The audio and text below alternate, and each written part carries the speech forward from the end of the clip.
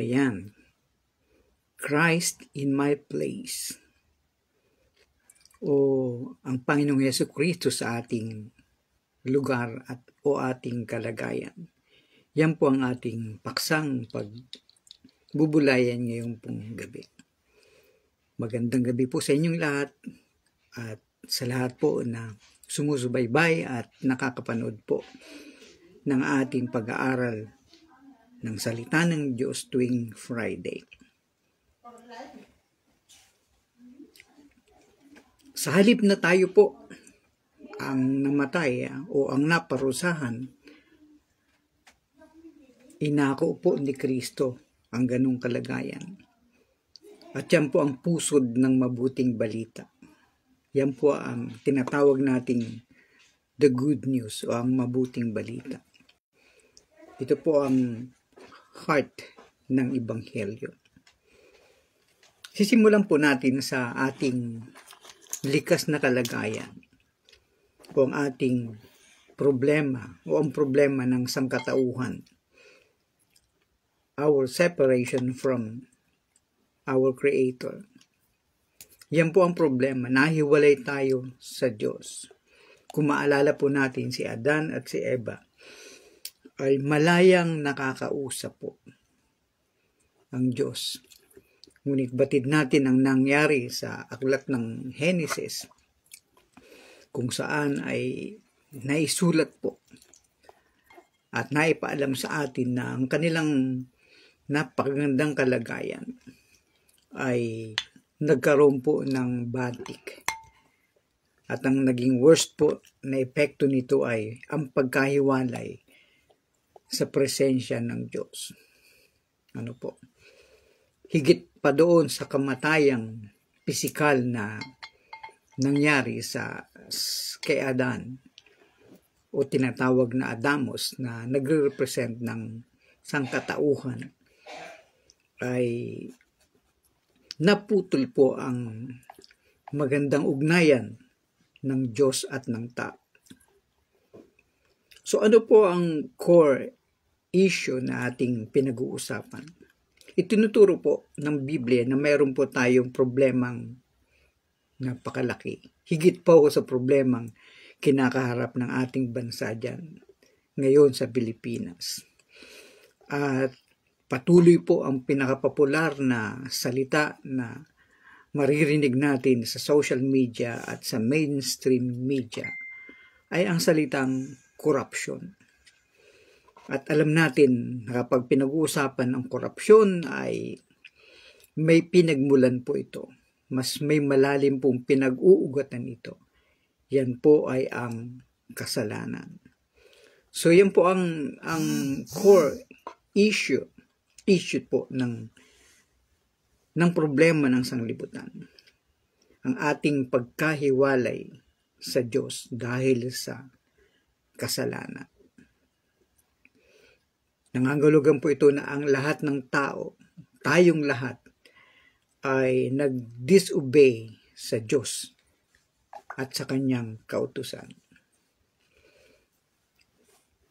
Sinasabi po ito at sinasang-ayunan ng Biblia kung atin pong babasahin sa aklat po ni Pablo doon sa mga taga-Roma, Kabanatang 3, talatang 10 at 23. Ang sabi doon, walang matuwid, wala kahit isa. At sabi ng 23, for all have sinned and fall short of the glory of God. Sa katunayan, ang lahat ay nagkasala at hindi nakaabot sa pamantayan o sa kaluwalhatian ng Diyos. Ito po ang basic problem. Hindi tayo ganap na. Nawala po ang perfection na kung saan maalala natin nung likhain ng Diyos ang tao, si Adan at si Eva. Sila ay nilikha ng Diyos ayon sa kanyang wangis. At ano po ang ibig sabihin ng wangis na ito? Nilikha tayo katulad ng Diyos na ganap o perfecto. Walang bahid ng karumihan o kasalanan. Kaya nga po, ang sabi ng Biblia, tayo pong lahat ay nagkasala. Ito ang sinasabi kong basic na problema. Lahat tayo nawala sa pagiging ganap. At ang kasalanan natin ay naglayo sa atin sa Diyos. Maaring may tatanong nyo, bakit ito ang ating tinatalakay? Sapagkat tayo po ay nag-exist as a church bilang katawan. At hindi lang katawan, kinatawan ni Kristo. Upang luwalhatiin ng Diyos ang makilala si Kristo at ang maipakilala siya. At sa pamamagitan po ng ating pag-aaral ay aking pong sinisikap na maipakilala si Kristo sa inyo at makita natin ang ating masinding pangangailangan na makilala si Kristo. So ano po ang naging consequence ng kasalanan na yan? Ito po ay nagkaroon ng nagbunga po. Ano ang naging bunga niya? Separation from our Creator. Nalayo po tayo. Hindi lamang po namatay ang tao physically, kundi ang mas masakit po ay namatay yung relasyon na yun, yung ugnayan na yun. At tayo pong lahat ay kung wala pong ginawang remedyo ang Diyos, ay matatawag tayong eternally condemned sa kanyang hatol. Kaya po, kahit anong pagsisikap nating gumawa ng mabuti, anumang pilit nating paggawa ng mabuti na maging maayos po tayo ang ating relasyon sa Diyos. Pumasok tayo sa lahat ng sekta, ng relihiyon, lahat ng pananampalatayang espiritual, hindi po ito naging solusyon. At ang sabi po ng Biblia, sa consequence ng kasalanan ng ito, sabi ni Pablo sa mga taga-Roma, kabanatang 6, talatang 23, for the wages of sin is death, but the gift of God is eternal life in Christ Jesus our Lord. O sapagkat ang kabayaran ng kasalanan ay kamatayan. Maalala po natin nung nag-uusap si Adan, si Eva at ang Diyos,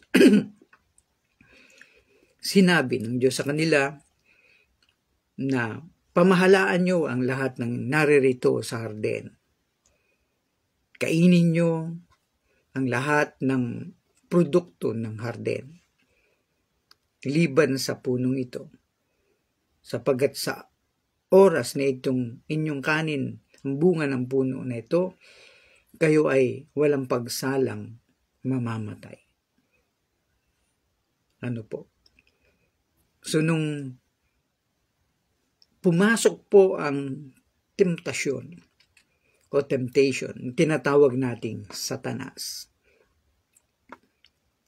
O sa madaling sabi, if it is not a person, ito po ay isang puwersa ng kadiliman. At ang sabi po ng Biblia malinaw, for the wages of sin is death. Ang kabayaran ng pagsuway sa kalooban ng Diyos ay kamatayan. Tama po. Kaya nga po, wala pa pong tao na nabuhay na muli maliban kay Kristo. Umaring sabihin nyo, nung si Kristo ay mamatay doon sa krus, ay nagkaroon po ng kasaysayan na bumangon ang mga patay. Ito po ay hindi po aktual na resurrection. Patunay lamang po ito na si Kristo, ang kanyang salita ay totoo. Nung sabihin ni Kristo na ako ang pagkabuhay na mula, I am the resurrection and the life. And whoever believes in me, though he die, he will live again. Yung mga tao pong yun ay nangamatay din lahat, sapagkat hindi pa nahuhugasan sila sa kasalanan ng sangkatauhan. So yun po ang bad news. Ang Roma 6:23 ay good news and bad news. And the bad news is, we all have sinned. And the wages of that sin is death. Lahat tayo mamamatay. Ngunit may salita pong ngunit. But the gift of God is eternal life in Christ Jesus our Lord. Yun po ang consequence, kamatayan. Ngunit at the same time, ang mabuting balita ay buhay na walang hanggan. Ngunit hindi po ito naging madali. Yan po ang ating tinatalakay. Ang kalawang punto po, una ay tinalakay natin ang problema natin ng ating kalagayan, ang pagkahiwalay natin sa Diyos.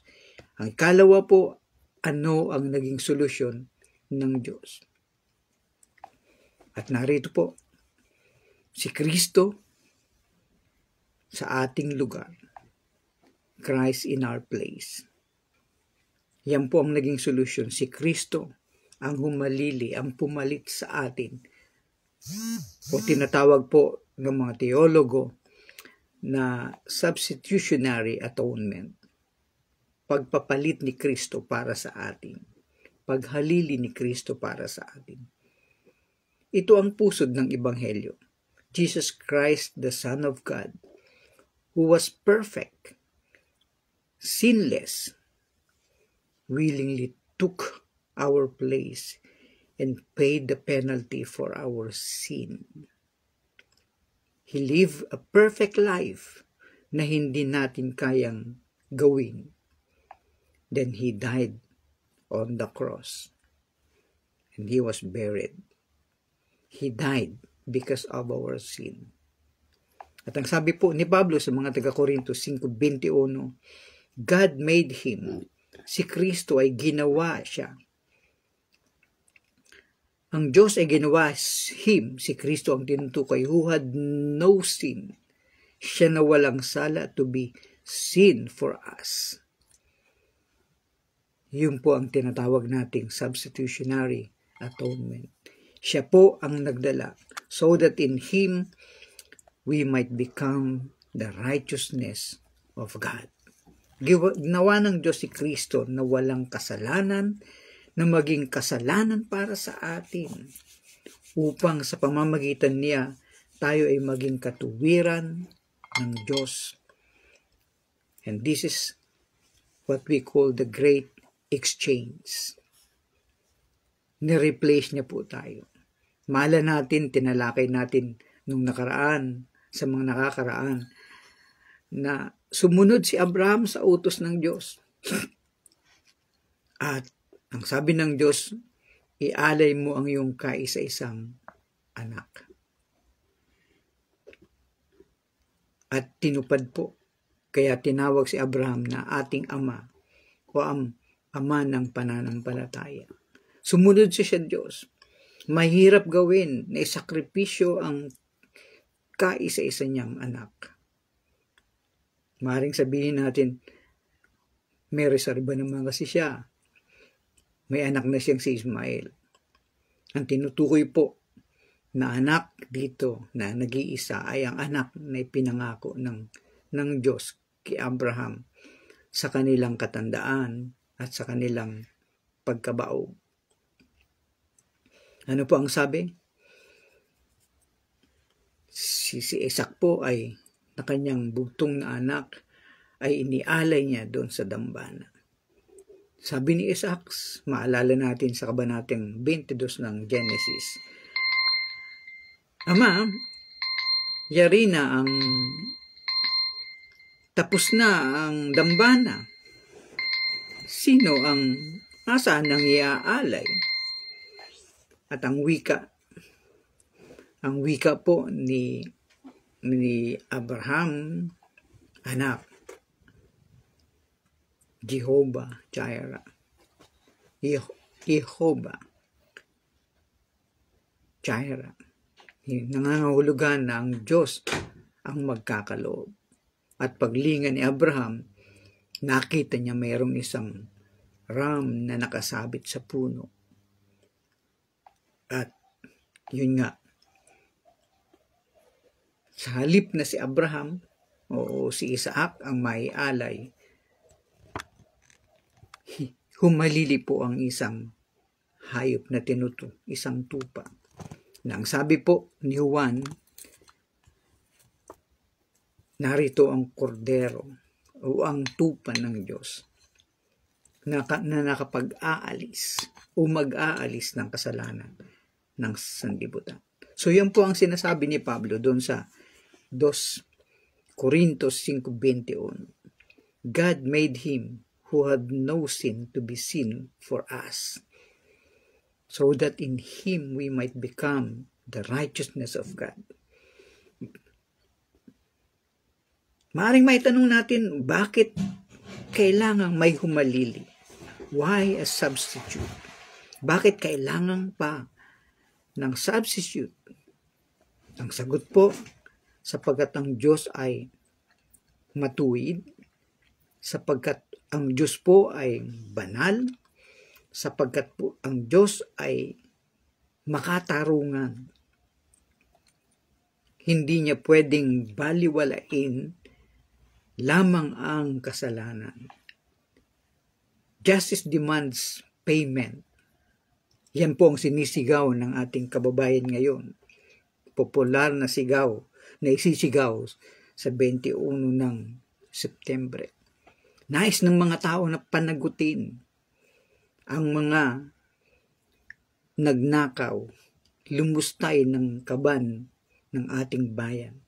Kaya po tayo lubog sa baha sapagkat meron pong nagpasasa sa kaban ng bayan.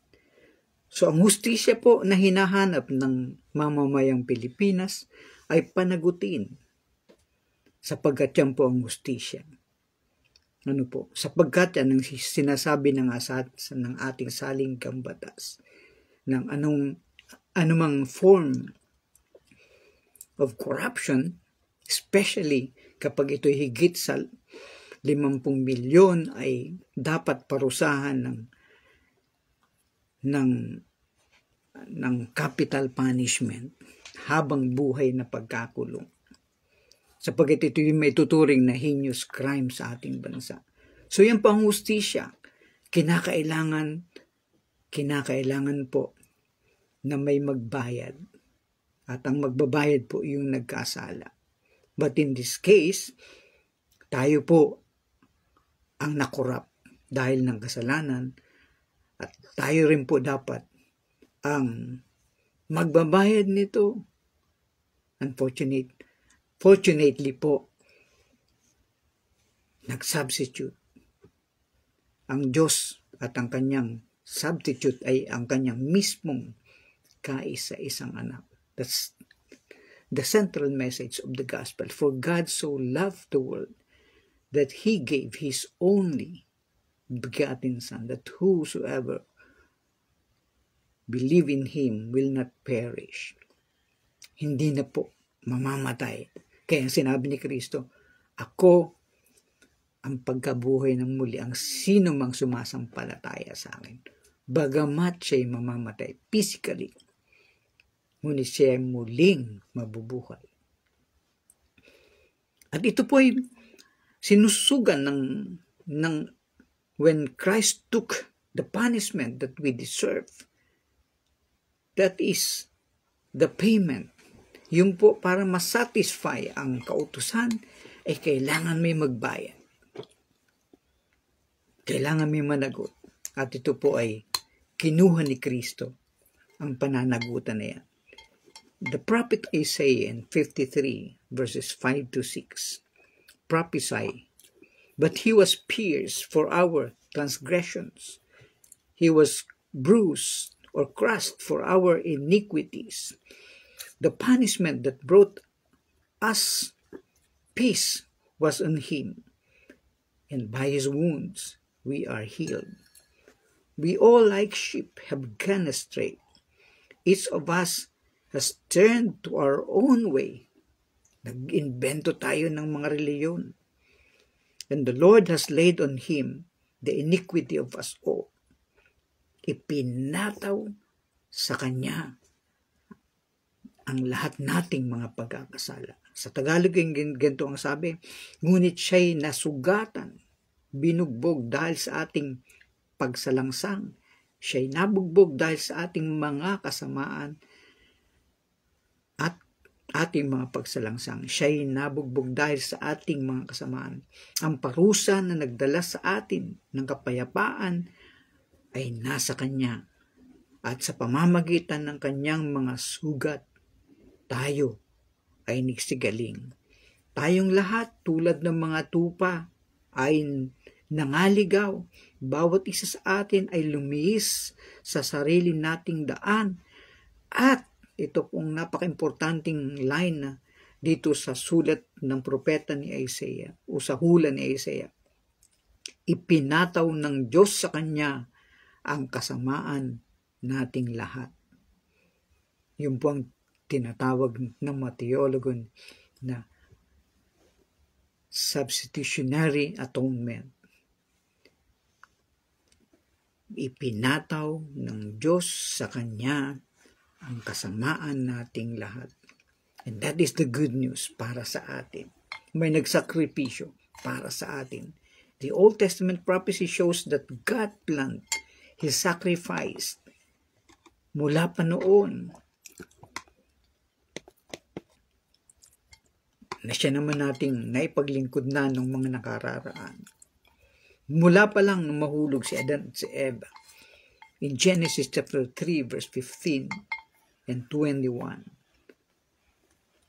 Dahil sa kanilang kahubaran, dahil sa kanilang kahihiyan, nag-imbento sila ng kanilang damit na parang sa kalagayan natin ngayon ang lahat ng tao, lahat ng may mga karunungan, kagalingan, nag-imbento ng reliyon, pangtakip sa ating mga kahihiyan, bunga ng kasalanan. Ngunit hindi po yun sapat. Merong dugo. At unang naitala po na merong dugo na tumigis o dumanak dahil sa kapagkakasala ng tao ay nagpatay ang Diyos ng isang hayop na sila ay binalutan ng Diyos ng isang damit na mula sa hayop. Anong purpose po nito? Upang yung kahihiyan na yun ay matakpan sa pamamagitan ng paghugas o pagsakripisyo ng isang buhay at paghugas ng dugo na ginawa ng Panginoong Jesucristo para sa atin. That is in Genesis chapter 3 verse 21. Ang ikatlo na ating punto na pinag-uusapan, ano ang implikasyon nito?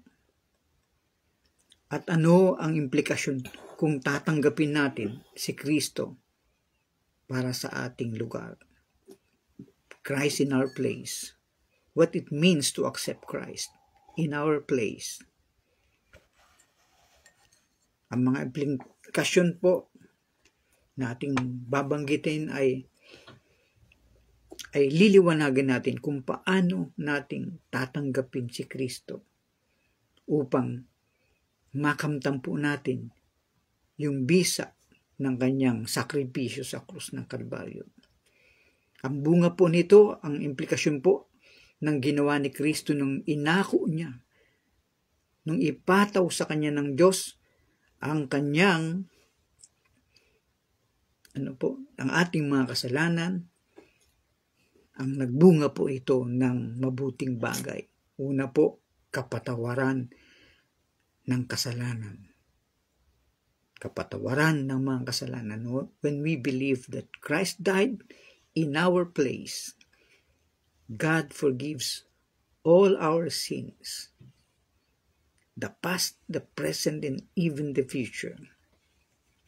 Maaaring ito'y makakonfuse sa ilan, pero sa mga susunod nating pag-aaral, liliwanagin po natin bakit natin nasabi past, present, and the future. Tinapos ni Kristo when He said, it is finished. Nasunod niya na. Ang hinihingi, ang dinidemand ng kautusan. Nilinis niya po.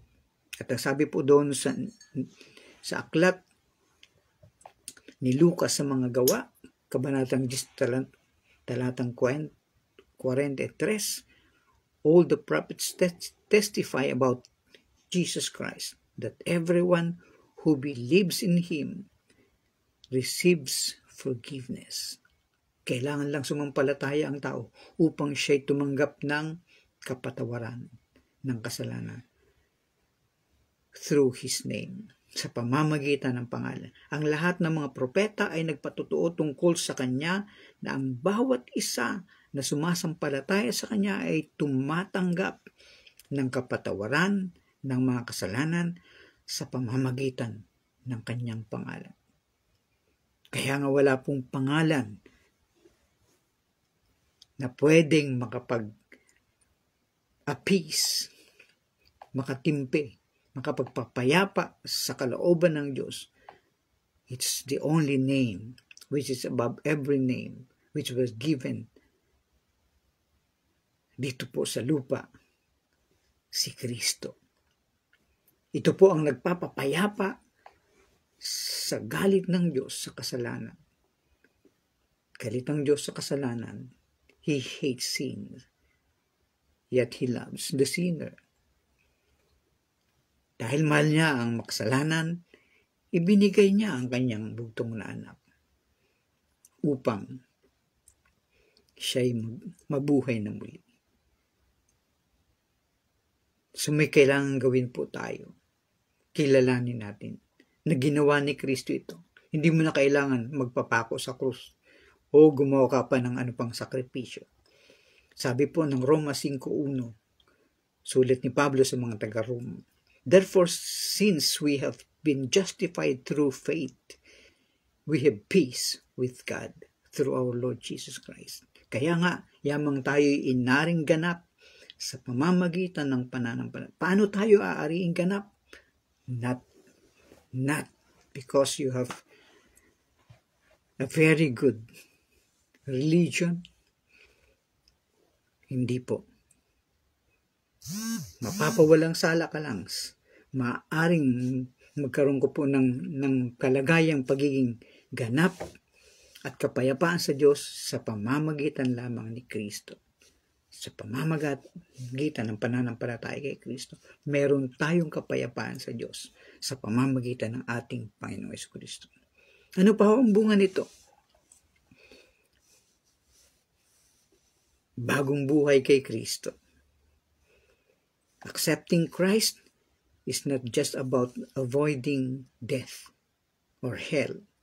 It's about receiving a brand new life. Why? Because the Holy Spirit enters into our hearts and empower us to live differently to follow God's will. 2 Corinthians 5:17 says, therefore, if anyone is in Christ,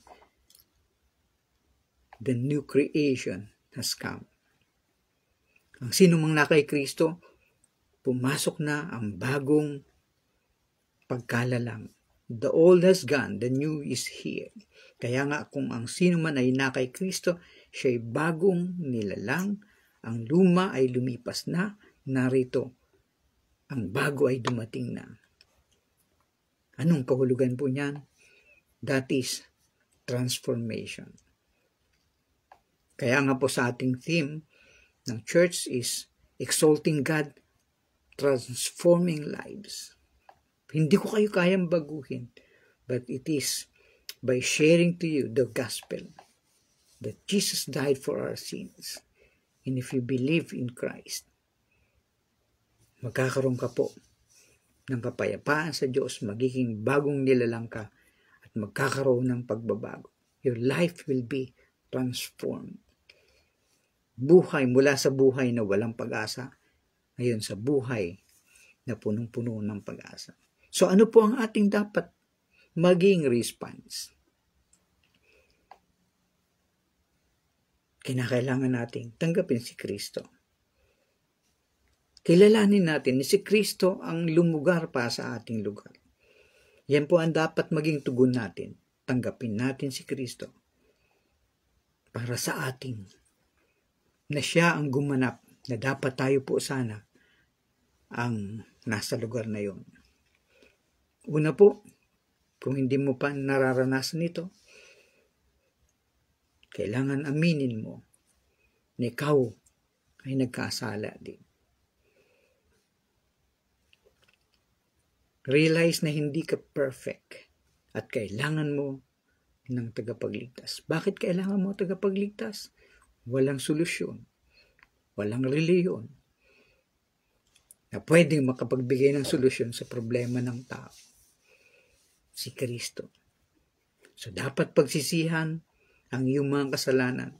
You turn away from your old life and desire and follow Christ. And confess Christ as your Lord. Ipahayag mo na si Kristo ang iyong Panginoon. Binabati ka ng pangalan na yan. Some called that Judas is Lord. May mga nagbabrand na yan. Kahit anong pagbababoy ng mga tao. Gusto kong sabihin sa inyo na hindi magbabago ang mensahe. Si Kristo ang Panginoon. At lahat ng tuhod ay luluhod sa Kanya at ang lahat ng dila ay magsasabing si Kristo ang Panginoon. Kailangan mong ipahayag yan bilang Panginoon. Siya ang Panginoon mo. Ito ang pagkakataon. That means that you have to publicly declare your allegiance to Jesus Christ. It says in Romans chapter 10 verse 9 and 10, if you declare with your mouth Jesus Christ is Lord and believe in your heart that God raised him from the dead, you will be saved. For it is written, it is with your heart that you believe and justified, and it is with your mouth that you confess your faith and are saved. Sa Tagalog, kung ipapahayag mo sa iyong bibig na si Kristo ay Panginoon at maniwala ka sa iyong puso na siya'y ibinangon ng Diyos mula sa mga patay, ikaw ay maliligtas. Sapagkat sa pamamagitan ng puso, ang tao ay sumasampalataya at inaaring ganap, at sa pamamagitan ng bibig, ang tao ay nagpapahayag ng kanyang pananampalataya at naliligtas. So ano po ang konklusyon? Sapagkat wala na po tayong oras. Si Kristo sa ating lugar. Yan ang mabuting balita.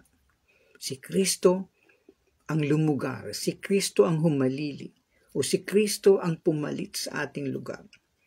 Yan ang mabuting balita. The message of Christ in my place is the heart of the gospel. It is a message of hope. It is a message of forgiveness. It is a message of new life.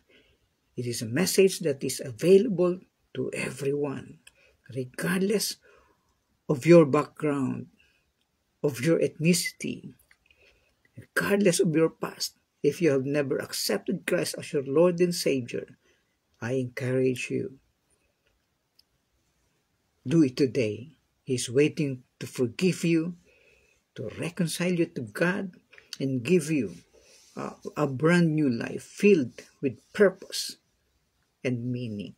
And this is the good news sa ating mga kababayan, mga Pilipino. Ito ang mabuting balita.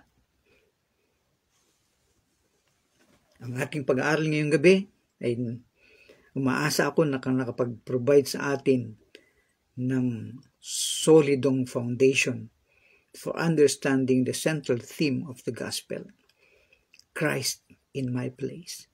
Remember to continue studying God's Word, praying for understanding and seeking guidance from the Holy Spirit. That's why I invite you, tune in every Friday, 8 p.m. Philippine time po. God bless you all. Sana po ang lahat ay napagpala sa ating pag-aaral. Christ in my place. Christ in your place. God bless us all.